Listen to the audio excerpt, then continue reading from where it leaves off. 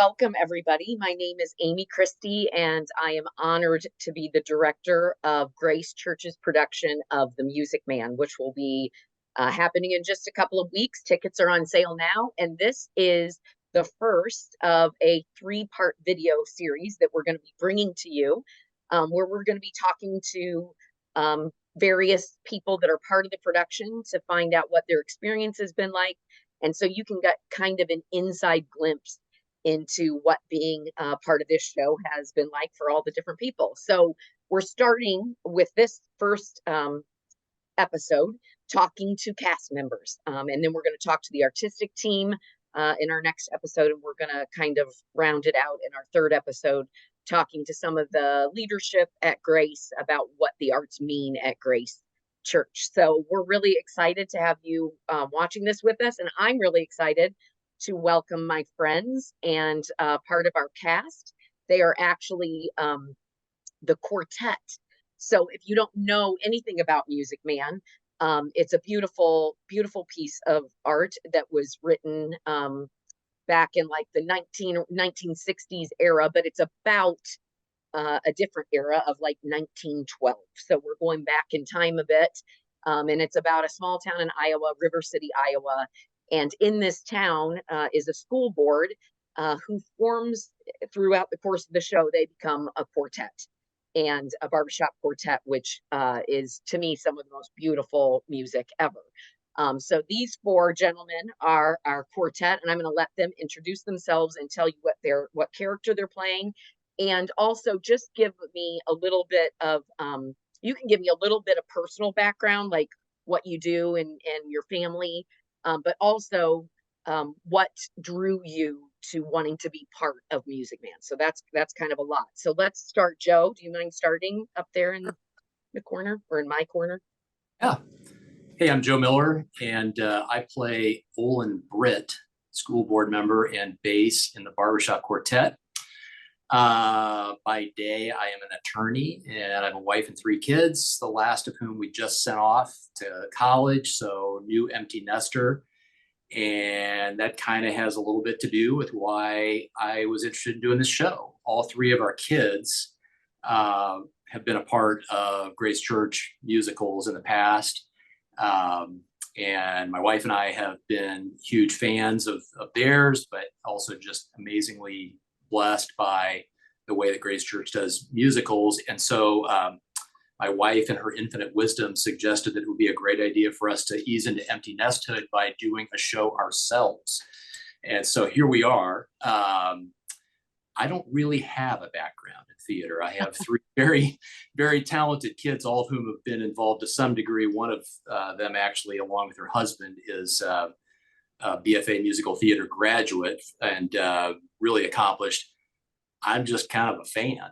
And I got encouraged by each of the kids and my wife, Lisa, to try out for this part. And here I am with these three guys. I kind of feel like if this were a golf pro-am, I'm the amateur. So these guys have been super gracious to me to bring me along. And in all seriousness, I'm just really delighted to be both part of the show and a part of this little group. Great. We're glad to have you too, Joe. And you do not seem like an amateur. So, Jordan, tell us a little bit about yourself. All right. I'm Jordan Murray. I played JC Squires, who is the tenor one in the Barbershop Quartet. I am a music teacher. I teach K-5 elementary music at Stony Creek Elementary, and been doing that for my whole professional career. And through teaching music, I've also directed a lot of musicals and gotten to see it from the other side of things. But as I've done that, I've also not had as many opportunities to perform. And when I started attending Grace a couple of years ago with my family, I have a wife and four kids, and got a chance to see The Music Man last year and was just blown away by the professional quality and just how much fun everyone seemed to be having. And I was like, I got to do that. And Did you mean, sorry, not to interrupt, but you meant Little Mermaid, right? Yes, that's fine. Teacher brain. That's fine. That's all right. I just Music Man 2 years in a row. Yeah, no, sorry about that. Yes, The Little Mermaid, and it was amazing. And so it made me think I got to do whatever the next thing is. And then when it was announced as The Music Man, and I have a little bit of barbershop experience and love the style of music, it was a no-brainer for me. We're so glad you're here. Dave, tell us a little bit about yourself and your experience with Grace Church and theater and all the things.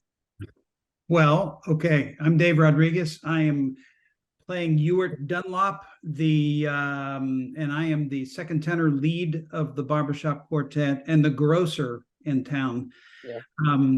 But yeah, our family are huge musical theater fans. And so it's a passion of ours to listen and participate. Although this is only my second theater performance. I was in Les Mis that Grace did. I don't know how long ago that was, Amy, but 2014. wow. Okay. So almost 10 years ago. There it is, right on. Brad's wearing the shirt. Yeah. But I was the founding pastor of Grace Church, and so have had the opportunity to watch all of this unfold under Amy's leadership. And when I changed roles, I'm now a executive business coach and a personal life coach. That's the simplest way to describe what I do.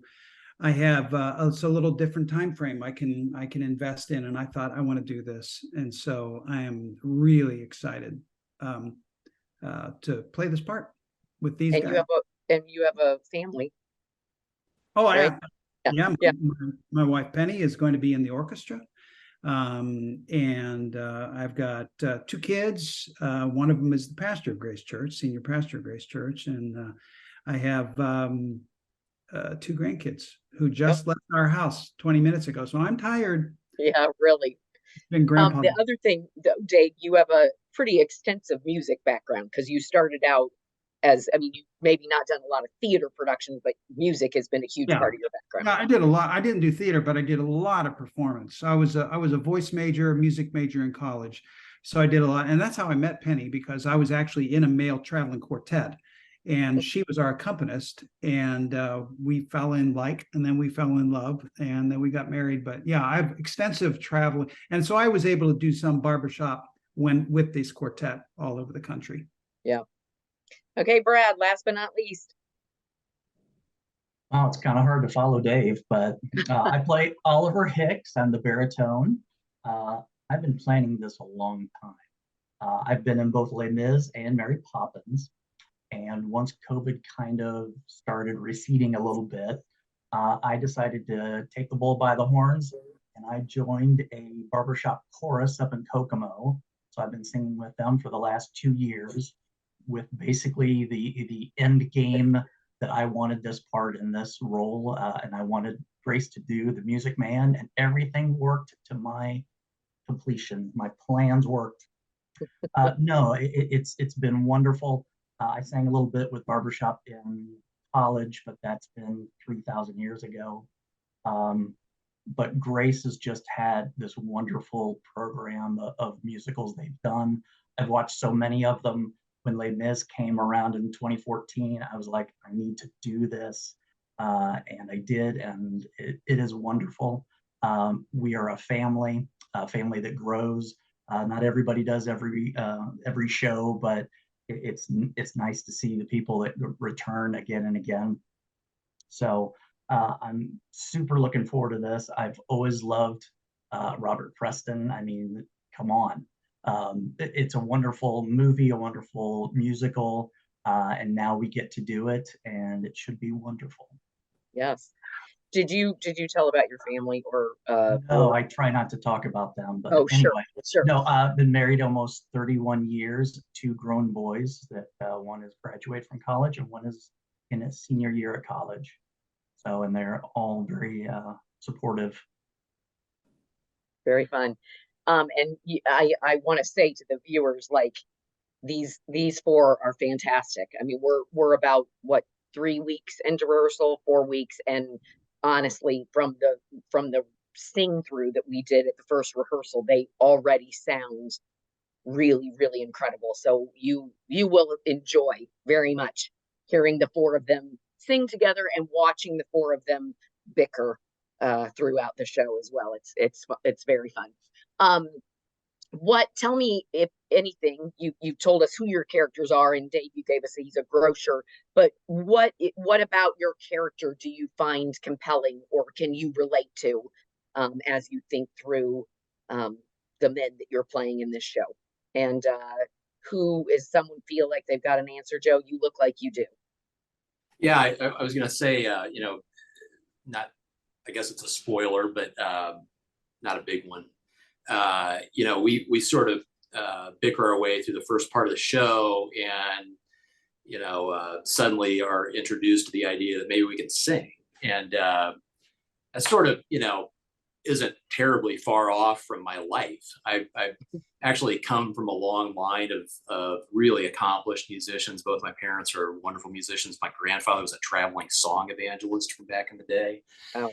And as I mentioned, my kids are fantastic. So apparently there's a generation skipping gene somewhere that sent me to law school. But in all seriousness, I mean, I just kind of, there's that moment where it's comic to some extent, where we sort of get hoodwinked into becoming a chorus, a group.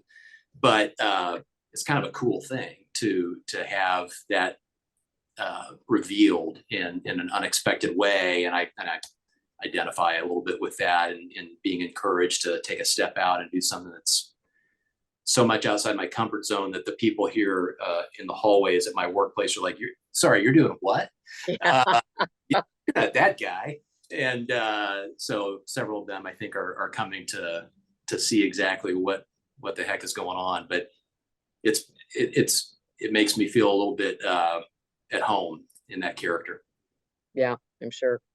What about someone else? What do you find that you can relate to that compels you about your character? Well, Oliver is a banker, and I've been in the world of banking for the last 7 years, so it just seemed like a perfect fit. Yeah, totally. Dave, Jordan. I'm compelled by the story. Actually, I did some research on the city in which Meredith Willson based River City is Mason City, Iowa, and it was formed in 1854, I think it was. And so this is in my mind, I understand. And in the research I found the very first store in Mason City after it was founded was essentially a grocery. So in my mind, that was my great grandfather. Yeah, love that. And so I'm excited to play a role in which I have a great ownership in River City, because of the long time being there, and of course being a part of the school board, because if you're a fixture in the town, you want to be involved in the important things of the town. So that's I'm compelled by that when I think about Ewert's role in the city. Yeah, I love that. Jordan. So I think JC is a really excitable character. The high-pitched voice that comes out every time, I think he's got a lot of energy, and I think that's something that I can relate to, is like just having a lot of excitement for whatever I'm in at the time.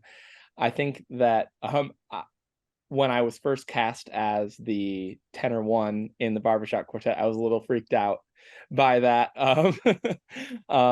because my normal singing voice is baritone, but I've loved doing it, and I've loved getting to sing with these guys and utilize my falsetto that I get to use in class sometimes, and it's just been so much fun.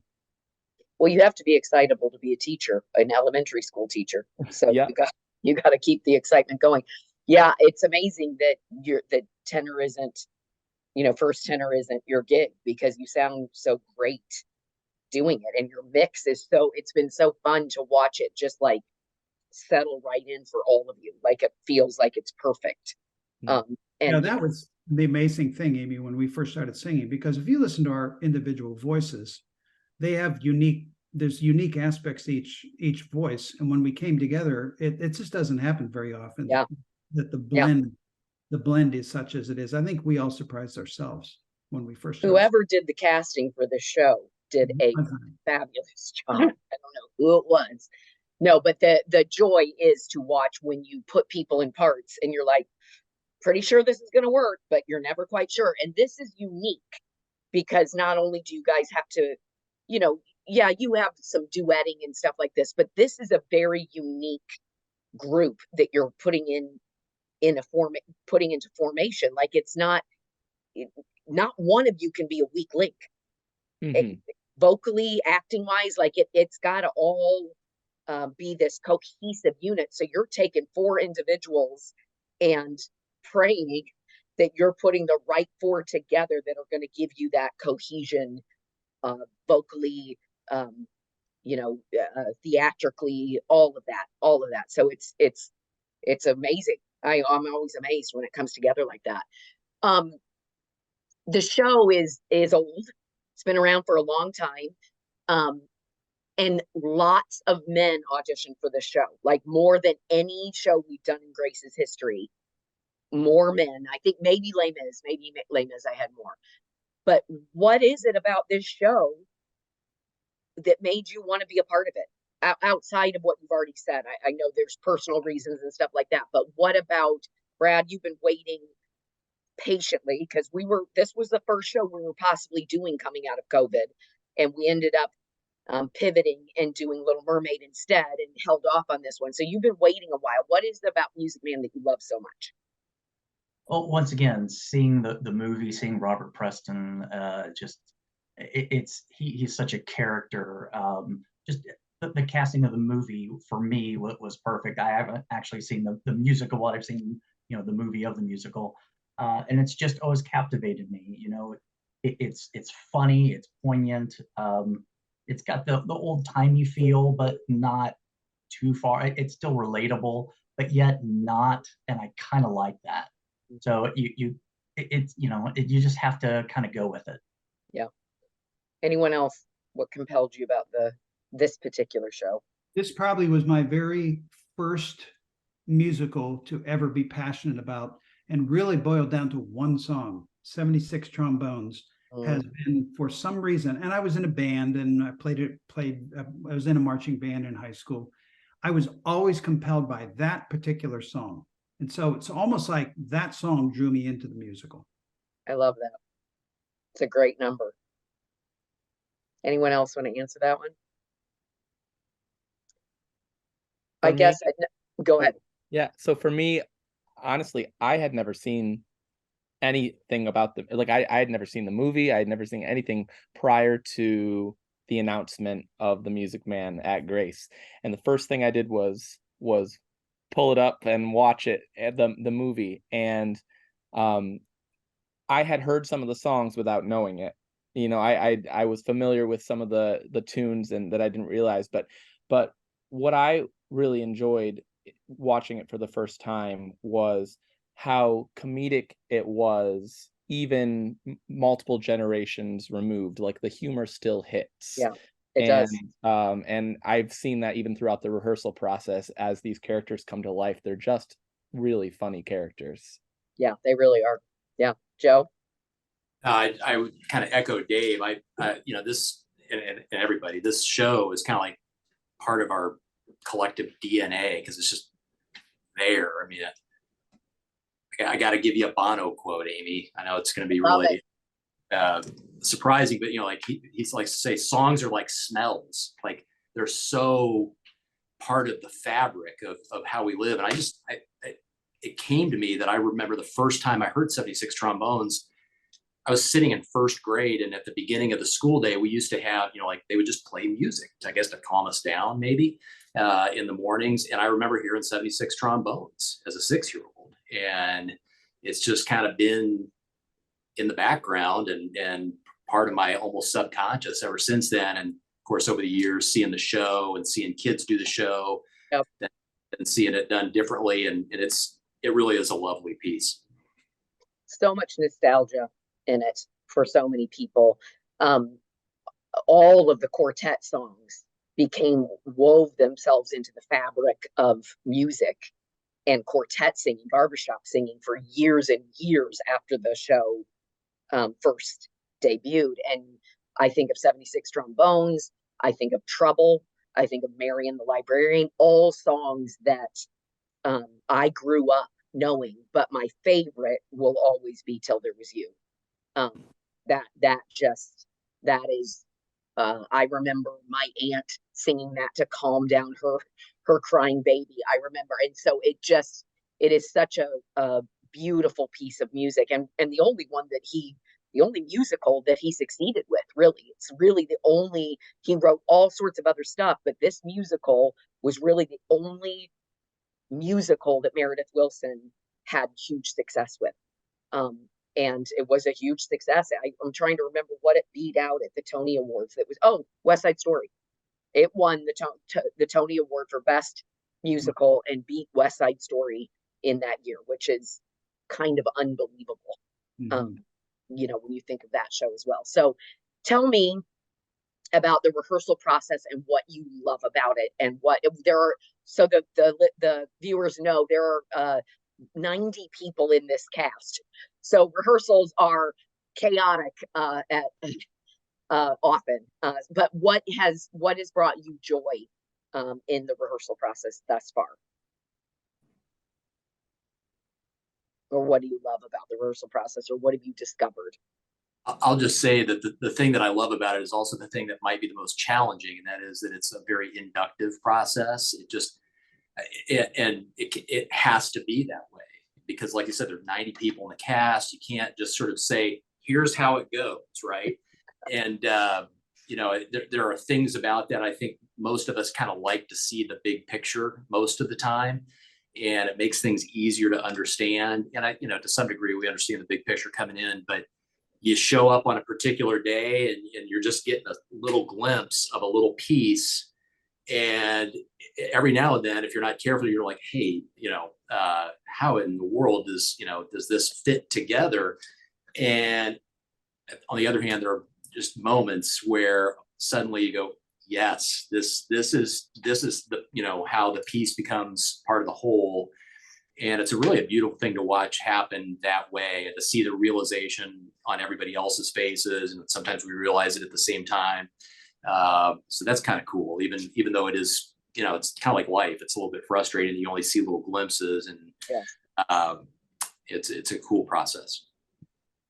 The other day, we were rehearsing 76 Trombones in the auditorium, and watching the kids get their parts right and to do it with passion and do it with skill was just almost breathtaking to me, to see their engagement. I love that.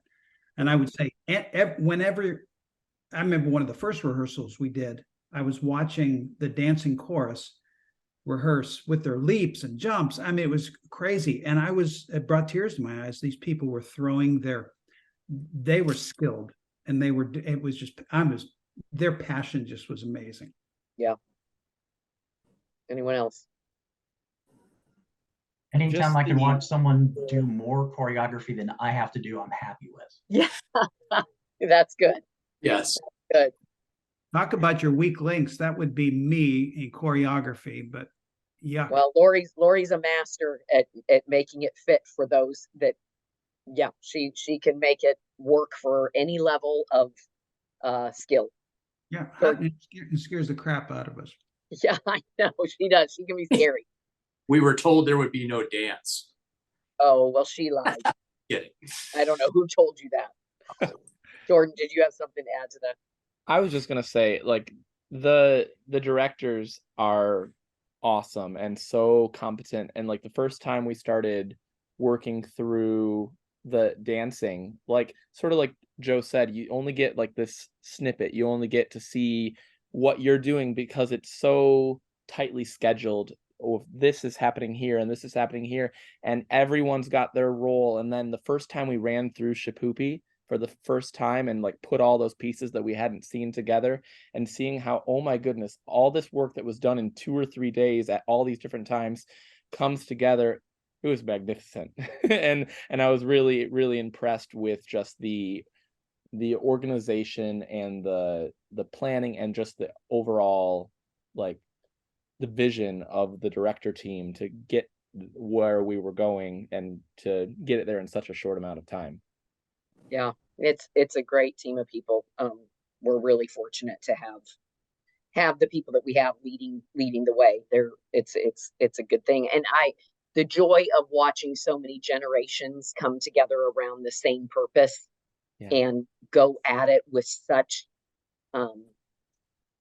excellency, or however you say that. It's a gift. And I've been processing this whole idea because I love Broadway. I love seeing shows where professionals are doing what they do and they're doing it at the highest level.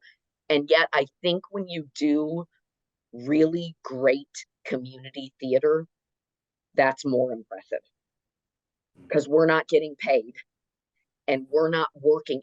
We are not eating, sleeping, breathing this show 24/7 like you would if you were a paid performer. And so the fact that people go do their day jobs and still make this happen with the kind of heart and passion and energy and pull it off in an excellent way, I think is incredibly impressive. And I've just been pondering that a lot lately as I've been watching all these people come in after work or after school and put their heart and soul into the effort of putting this show together. It's been a joy to watch. It really is. It's one of the things I love about being a director.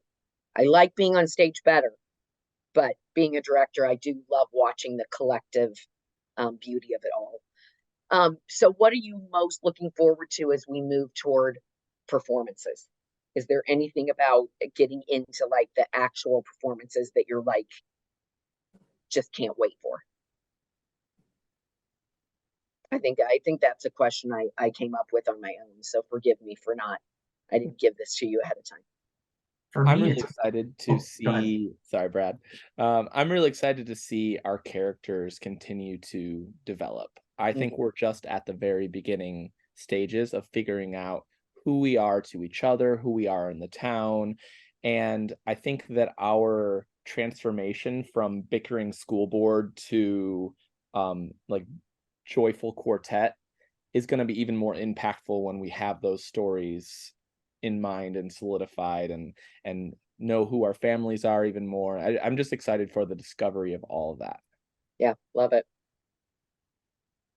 For Good me, it's part. going from the rough edges to where things are clicking. And that should be happening hopefully in the next couple weeks.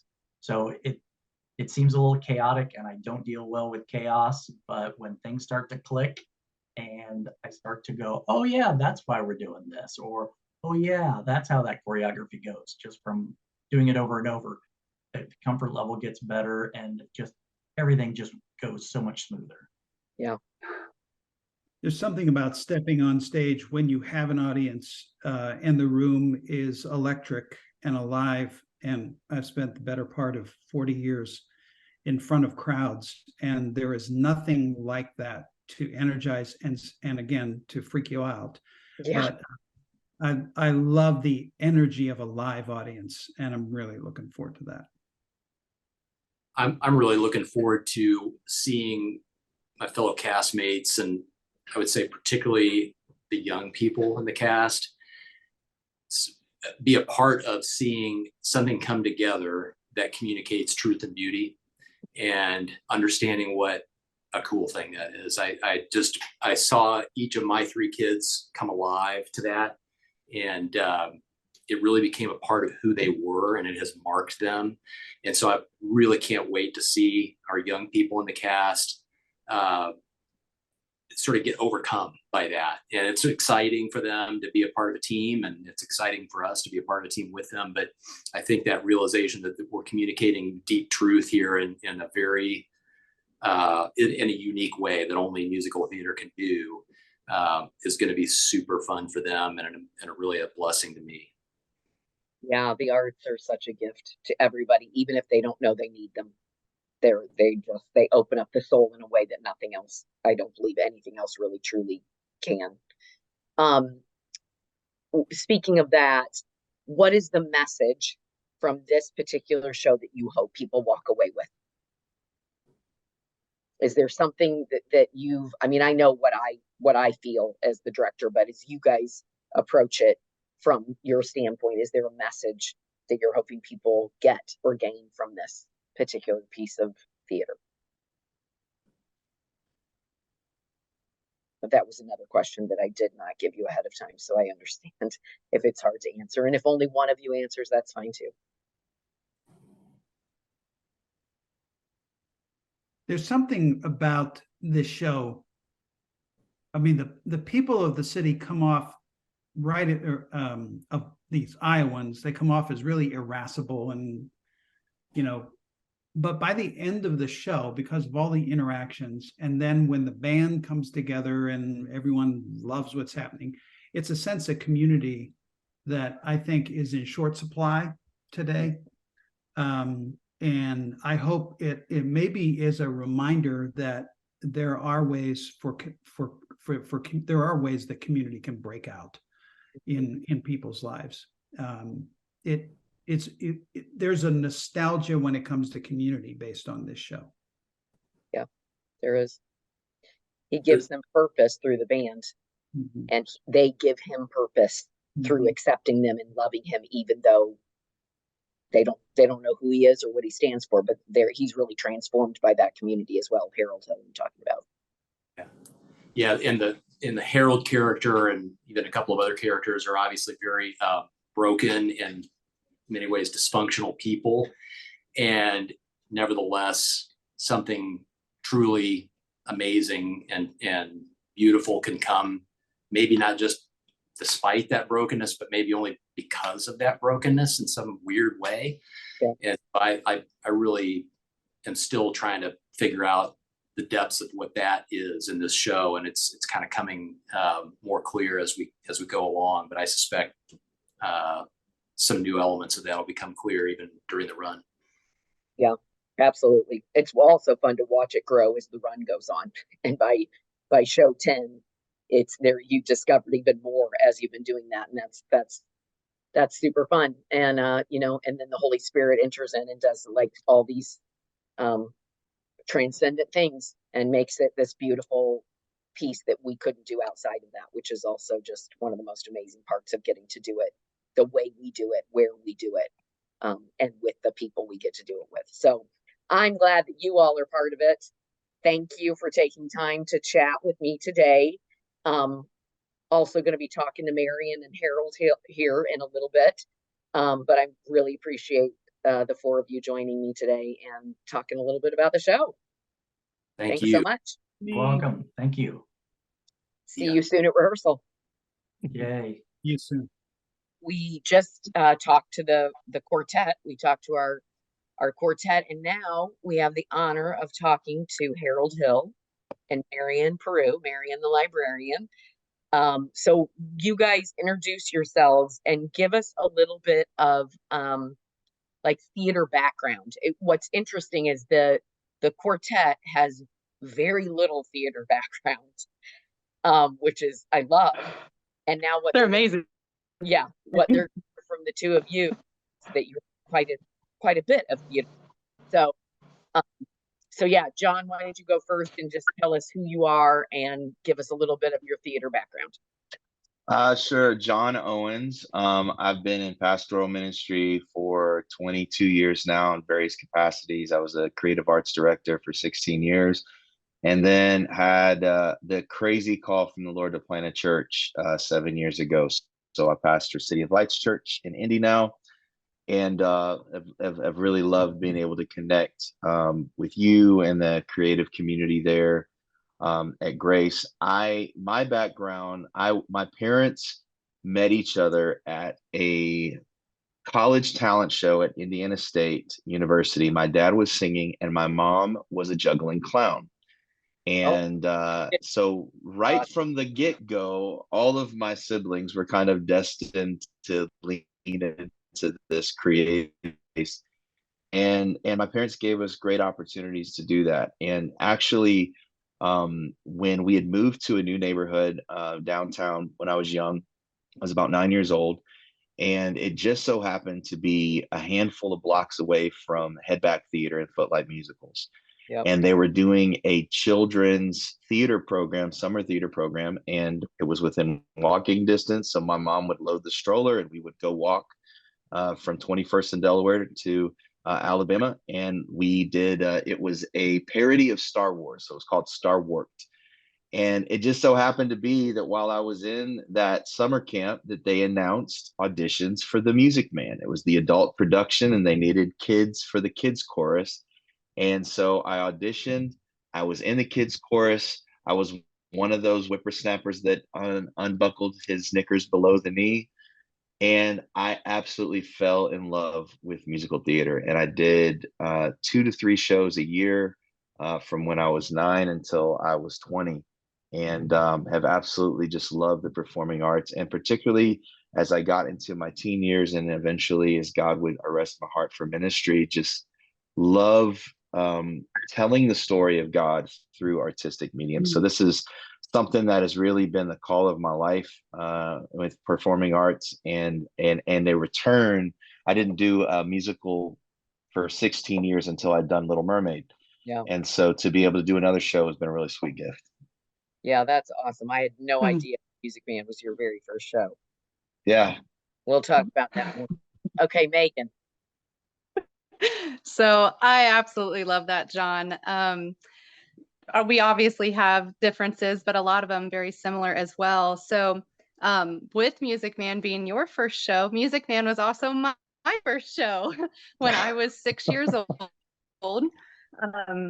So going way back, very similar. My very first thing I had ever done on stage in front of anyone, as when I was little, I was very, very shy. I sang Heart of the Ocean in a talent show. And I was about 6 years old at that time. And so that kind of is what started and catapulted just loving music and dance and all of that. But actually did very, very little of that. Through middle school, even into high school, I started show choir grade. So I had not done any shows other than when I was 6 years old in the Music Man, just randomly. And that was for Speedway High School in Indianapolis. And so it had been a long stretch, and I didn't really find my voice, even really know that I was good at this until that sophomore year of high school. And was very, very involved through high school, did a lot of different shows. And going into Ball State, long story short, I had started with a musical theater major, and I had severe vocal damage. So I actually had to quit 6 months in at Ball State and switch my major to architecture and interior design. And for the next 4 years of college, I actually could barely speak. It was just a freak accident from a surgery I had had. And so I had to stop everything, acting, music wise. And it was a trial period, and it was a very humbling about 8 to 10 years of my 20s. So with that, going through all of that and through the hardships and the depression in college, and not understanding at the time, why God had taken my voice. I was very, very angry in my early 20s, and I didn't understand why I wasn't able to do something that I loved so much. And but God is good, and I finished Ball State with a wonderful degree. But now, all these years later, and all this time being able to be in that therapy and learn to sing again. I was told by doctors I would never sing again. And, I went from a big range in high school down to like a 3-note range. And it was actually crazy. I was talking to Deb, our music director, about this, that I used to be second alto all through high school. So, and now I have this soprano range that I never had before. So, which, God is so good. And so now that I'm able to step into a production like Grace, and just to have the humbleness and the favor and the love and the peace walking through those doors, is just a huge transformation and blessing and an answer to prayer in my life. It's just absolutely beautiful what Grace has been able to provide me in my journey, and be able to project to everyone else in the community. So, but other than that, I've done all kinds of shows, like John has said, with community theaters and Tipton Community Theater and surrounding areas. I've been able to perform in Texas, for a company I worked for a short time. So that was very cool. But other than that, I've branched out to Grace. And so this is kind of brand new stepping stones for me. Yeah. Well, we're very excited to have you. And this is Megan's first show at Grace and John's second, which is really, That's right. really fun. Megan, I had no idea you went to Ball State. I'm a musical theater grad Yep. from Ball State. So did you know Bill Jenkins? Love it. Did you meet? I don't believe so. That was in about 2009. So I was only there for about 6 months in the music program. Okay, so high schools, you both did show choir in high school. John, you were Lawrence Central. Yes, ma'am. The Lawrence And- Central Sound. Well, I know they Ben still Davis. Ben Davis. Okay. All right. That's very, very fun. Yeah, Okay, we were rivals, John. well, and I was Carmel, but I was, well, I don't know. I was before both of you for sure. So whatever. Yeah, But but I'm back Carmel's still the best. Come on, ambassadors. because Maggie's in it. Tell me, Yep. both of you, what made you decide to do Music Man at Grace? What drew you to this specific production for this time, this place, all those kinds of things? I think, well, as I mentioned, Music Man was really it was really kind of what kicked off my just love for musical theater. I had the opportunity to do it a couple other times where the following summer youth production, they did like a Music Man Junior. And so I got to be Harold. It was maybe 2 summers. I was like Harold when I was 11 or 12 in the youth production. Yeah. And then when I was in high school, I got to be the first tenor in the high school production my sophomore year. And so I'd really enjoyed it. But, for me at this point, there's because of the pace of life and ministry, and we've got 5 kids, there haven't been, the reason I didn't do a show for 16 years is there really wasn't the time and the bandwidth to do it. And the biggest thing for me was, and even the main catalyst for me doing Little Mermaid was that I could do it with my boys. My son, he got the bug. His first show was Mary Poppins. And there was that, I saw that come alive in him. Then some of my other boys started doing shows. Then when they were wanting to do Little Mermaid, they said, Dad, you're going to be taking us to and from practice. You might as well do something if you're going to do that. Yep. And then when Music Man came around, I knew there's going to be a boys band, and I got 4 boys. And the opportunity, I never know because of the busyness of life when those windows will open for me to do something. And to be able to do a show with all 4 of my boys was just a really sweet opportunity. And to be able to do a show that meant so much to me growing up was fun. And then it just so happened to be, I just fell in love with that team over there, you and Lori and so many amazing people of that in that cast, and Dave, that not only do shows that are at an incredible level of excellence and just on par with anybody, any community theater in the city, in my opinion, but are doing so from a framework of wanting to honor God. And that was just a huge win. Thanks. I've loved getting to provide this for so many families. Like, that has been one of the joys of my life, is seeing families do shows together, because it's rare. It's rare that you get to do a show with people that you care about and you spend so much time away. To have that time with them is like just a gift. So that's been one of the joys of getting to do it. What about you, Megan? So similar to what John said, for a short time, I had worked with another Christian organization called Premier Designs, and that was where I had the opportunity to perform nationally. But with that, it was completely immersed in Jesus. And that was one reason that I wanted to be in that anyways, just to have that family atmosphere and the love there. When I had seen Little Mermaid last year at Grace Church, Anya was Ariel in that, and I had come just for that reason. I had never been to Grace before. I didn't even know about it. And sitting there watching that show, I was in awe at professional, like John said, and just the stature and the ability of one, just talent, but just, yeah, the professionalism is what struck me with Grace Yeah. Church. And I just wanted to be a part of it. I just wanted, in my personal journey, personal life, which I know we'll get into that a little bit more with character.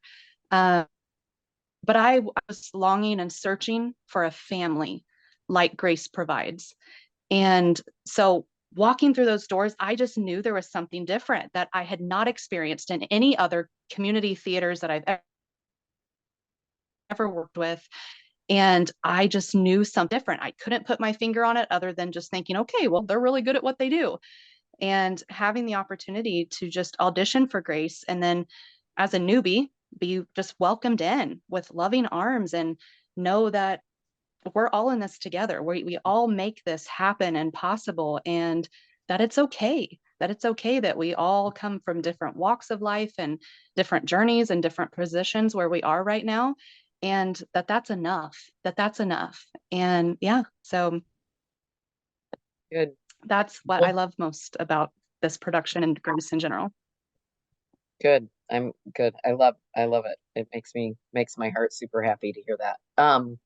Tell me, okay, because you guys are the leads. You're the story that we're telling, or a big piece of the story that we're telling. So tell me what, as you've been, processing, and I know you both have done a lot of processing about who your characters are and what they want, and so what connections have you found to the characters that you're playing? Because as actors, usually it's good if we can find some kind of connection point with the characters that we're playing so that we can give them some type of humanity.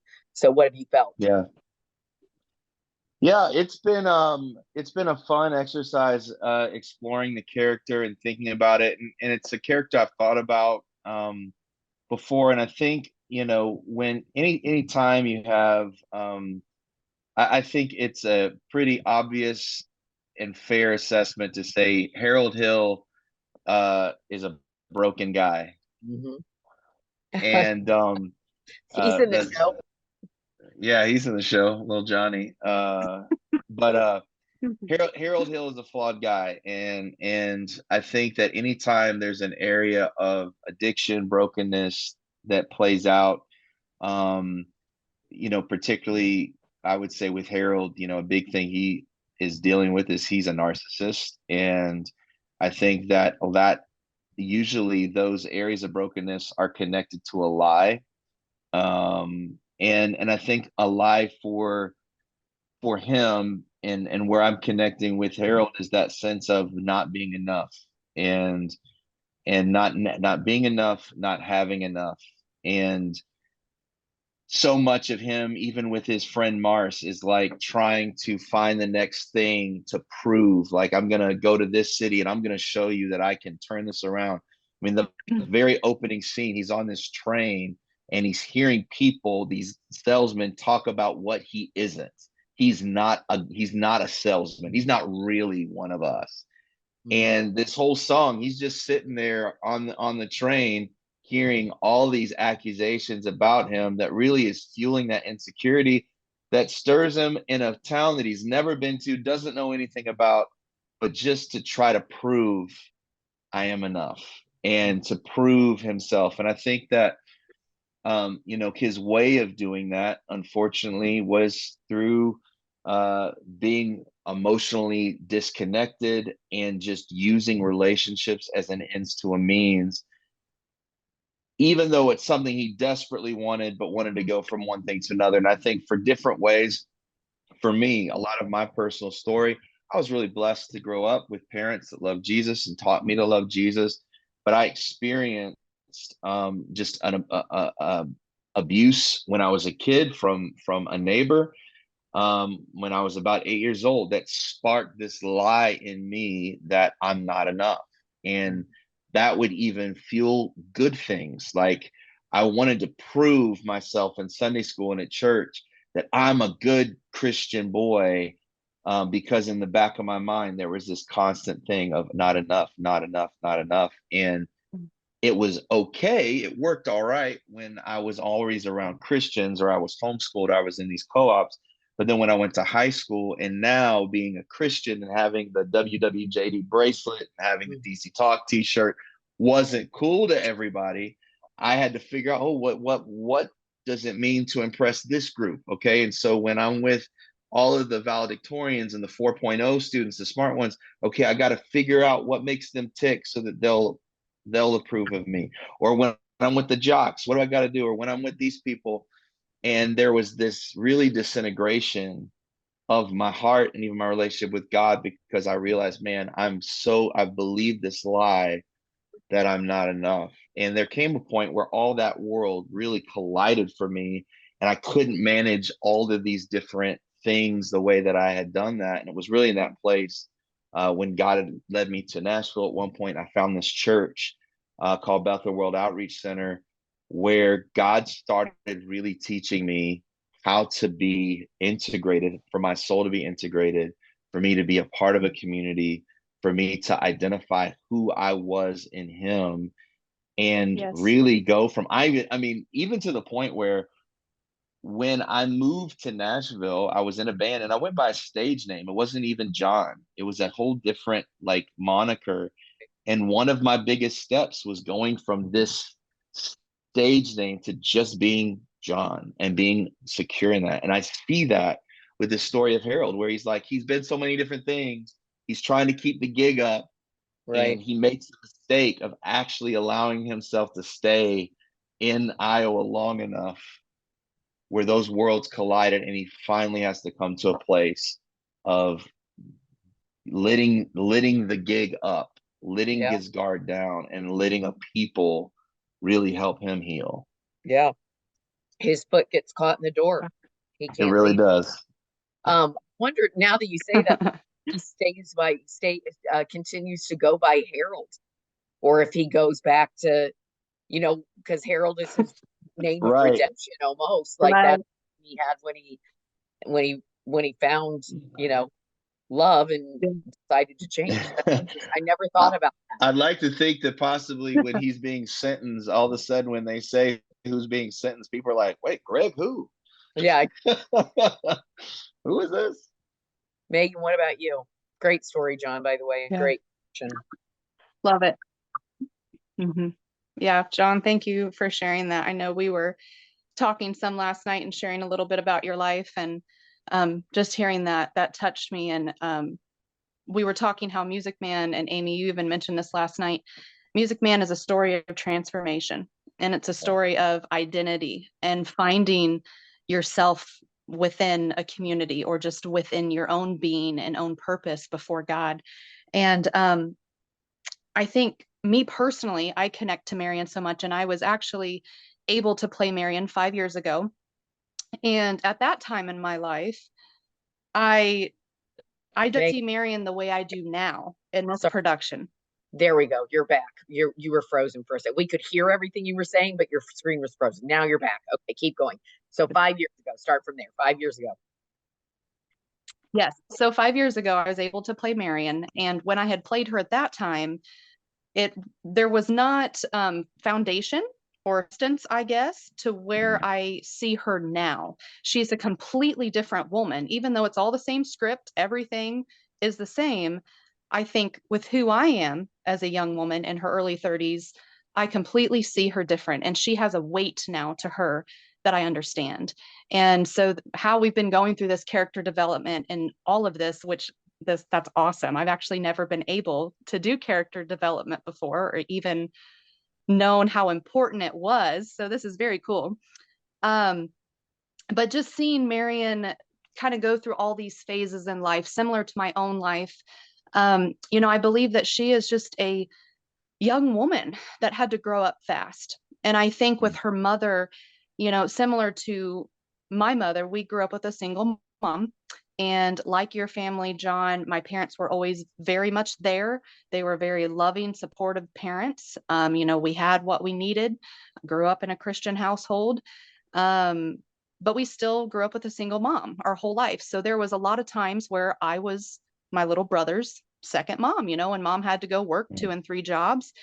And like Marion, I think when, her father died, her mother fell into a depression, and Marion had to step up. And I believe that she had to take over Winthrop, and she had to maybe perhaps leave some things behind and just take over and be that leader.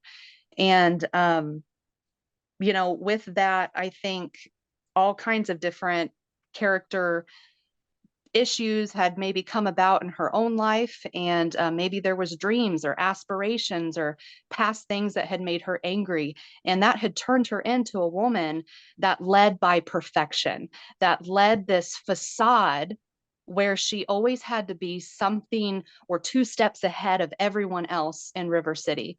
And in a way, for years, that's kind of been me in a way. And I think that came with losing what I thought was my identity, which was my voice, for about 8 years.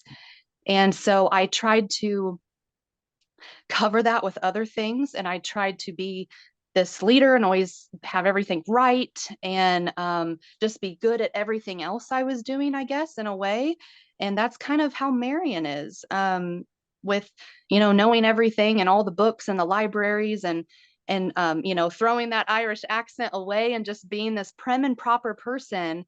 And I guess trying to be better than all the other women in her town. But the entire time she's longing for that identity. She's longing just to be able to breathe and understand that her purpose is so much more than the placement she's been given. And I think that that is where the self-seeking comes from, and just finding who she is. And so to this story, to me, relates, it's, John and I were talking about this last night. It's kind of like the Jesus story, where Harold, Jesus comes to town and sweeps through and makes everyone love each other and brings community. Right. You can see it in that sense too. You can, but you can say Harold was Marion's saving grace. But at the end of the day, I think Harold basically was just what let Marion's soul release and sing, and let her know that she is enough with exactly how she is. And that's where my journey is right now with the Lord. So, yeah. Great. I love that. Yeah, they both built up some walls for different reasons. So to watch the slow chip in the show of those walls coming down, it's really a beautiful thing. So I know we're gonna run out of time here, and I want you to tell me just we talked about deep and good stuff. Tell me though, what's your favorite part right now about rehearsal? What are you having the most fun doing? I tell you what, last show, I was King Triton, and I really didn't get any dancing to do. I just had that, wonderfully built Triton, and just got to pose more than anything. So getting to do some dancing and some choreography, we're gonna nail Shipoopi. It's a little much for right now. We're still trying to figure out bearings, but I think just be able to work with Lori, and just her excellence and her willingness to collaborate and help us find what is meaningful. That has just been so fun. Like I love dancing, and it's been something I haven't got to do like this in a long time, and that's been a lot of fun. You're making up for it in this show. You're doing a lot more dancing. Oh yes. What about you, Megan? Yes, all those things. I think my favorite thing is the energy with the whole creative team, everyone.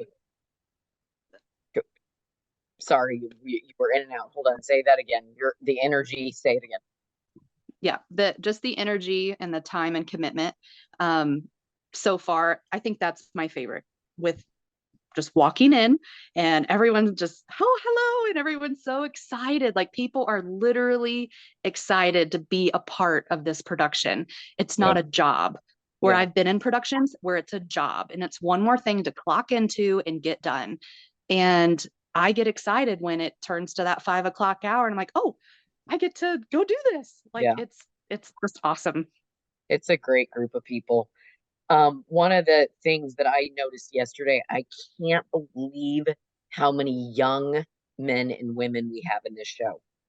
If you had told me that we would have a dancing chorus of men and women between the ages of like 15 and 28, I would have been like, no. And there's 22 of them.